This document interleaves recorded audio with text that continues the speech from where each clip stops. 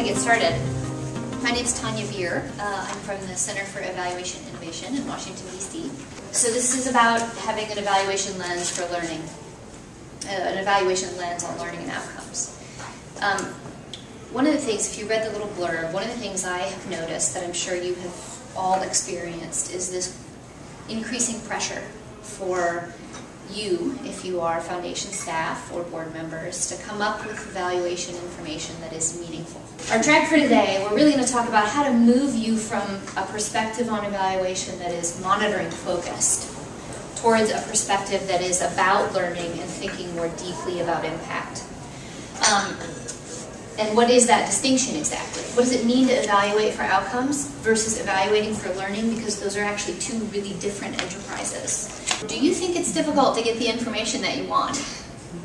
Sometimes it's more about what does the information mean? How do the pieces of information fit together and what's the context for it? I want to put out there that I suspect that most of the information that you get from your grantees is actually monitoring information and not evaluation information. Right, we have a huge trend towards dashboards, and I'm a big fan of the dashboard. We're getting this big trend right now for these little visual snapshots of progress to give to your boards, right? Like graphs and a few statistics to make everybody feel like something's happening. So let's talk a little bit about the distinction between evaluation and monitoring. Okay, so this is a formal definition of monitoring, but essentially it's asking, is your project being executed according to plan?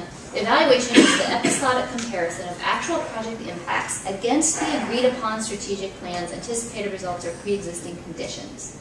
It attempts to link outcomes to the project activities. Think back into the kinds of reports you get from your grantees. How often do you get information back in a progress report from a grantee that's about what they've done, what their program activities, what they've done, who they've served, that is comparative? The easiest way to think about the distinction for evaluation for outcomes versus learning is a chef making soup. Along the way, the chef tastes the soup, figures out, does it need more salt? Does the broth need to be thicker? Do we need more carrots? Is this going to be enough for the crowd that's coming to my house? That's evaluation for learning, because there is still a moment, there's still an opportunity to add more salt.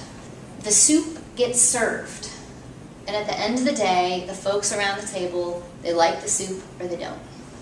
That's evaluation for outcomes. So here's some standard program outcome evaluation questions. Did it work? Did it attain its goal? Should it be continued or ended? Should you make the soup again next time? The kinds of questions you ask for improvement are, what are the program's strengths and weaknesses? To what extent are participants progressing towards desired outcomes? I would even suggest a better question is, to what extent are which participants progressing towards desired outcomes? We'll talk about that in a minute. And then what's happening that wasn't expected? One person to say, give the synopsis of your program, and then kind of a couple of questions in this arena and a couple of questions in this arena. Description of the project or the grant was a capital. It's a capital grant to assist in renovating 2 sites of this organization, and the goals are to create more efficiency in their operations, and this is a workforce development. They employ the hardest to employ, enhance their programming, and ultimately serve and place more clients in jobs. Give me 2 of the judgment-oriented questions you might ask them. Judgment-oriented, by the way, sorry, I didn't make that connection clear enough. Judgment-oriented means outcomes. Outcome-oriented question. So, how many clients were actually placed in employment? A year later, how many of them are still working? Oh, great question. A year later, how many are still working? Okay, that's a fantastic question too. Yeah, excellent. Okay, so what about learning questions? So what are the characteristics of the individuals that were successfully employed between 3 to 6 months, and those that still remained employed after a year? So do you see how this shifts the beneficiary of the evaluation work from just your kind of internal decision-making process as a foundation to actually creating an opportunity for the grantee to be a beneficiary of the information as well. One of the major implications is you got to negotiate these questions up front when you're developing the grant. So I want to emphasize something about evaluation here. Evaluation is about being systematic with data collection, right? Now, I mean data collection doesn't have to be a huge database, doesn't have to be counts and numbers, it can be qualitative, it can be interviews, but it's about being systematic. So this is the question of rigor. I think it also is reinforced by the idea of can you verify it in a couple of different ways. Where can you get the kind of information that is rigorous enough to be credible, but simple enough to be doable? Now, I'm talking specifically here to foundations that do not have dedicated evaluation staff, nor do you invest in external evaluations. Also, we tried to really transform the way we did site visits so that evaluative questions or learning questions framed the entire site visit. We actually gave this formula to people writing our application to say, here's what we need you to tell us. Your statement of results needs to be a verb, a target population, and a condition or behavior to be changed. So we have this organization called Esperanza. The mission of Esperanza is to build and maintain a comprehensive approach to health systems change and community transformation, which is an awesome mission. I just don't have any idea what it means. Build and maintain a comprehensive approach to health systems change and community transformation.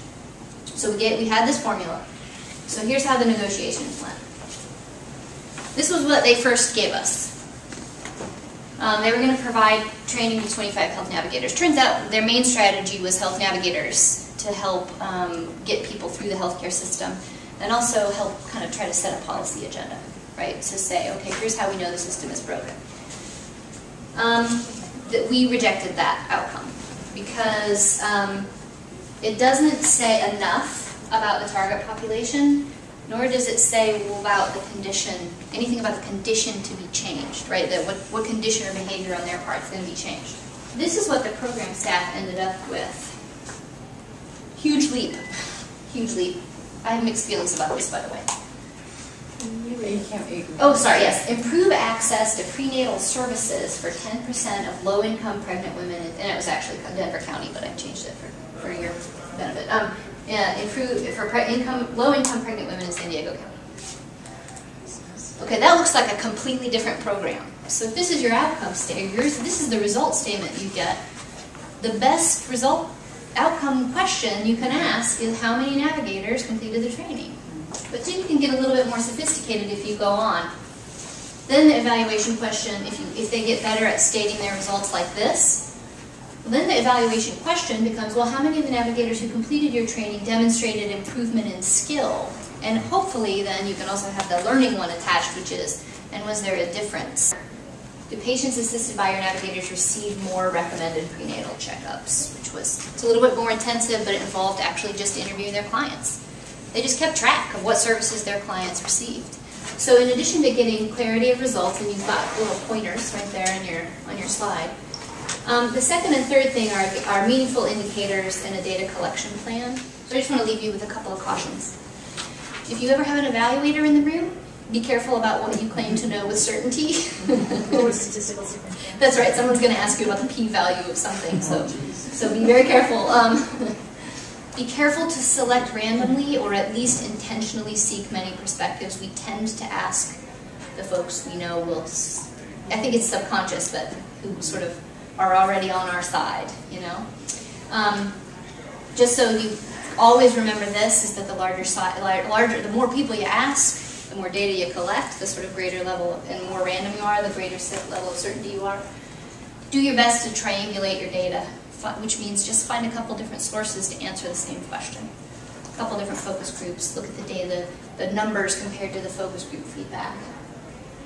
I'm just going to skip right to this. Most importantly, do no harm. As an evaluator, I believe really strongly in evaluation as a tool for program improvement. I also think we don't think often enough about the net cost and benefit of evaluative practices. So my take on this is, when you ask your grantees for something, be darn sure you're going to use it, or don't ask. And secondly, make sure that you think about the cost to them of collecting that data and the return that they'll get from having it in their hands. Otherwise, you have just reduced the net value of your grant to them. So that's it. I thank you very much for coming.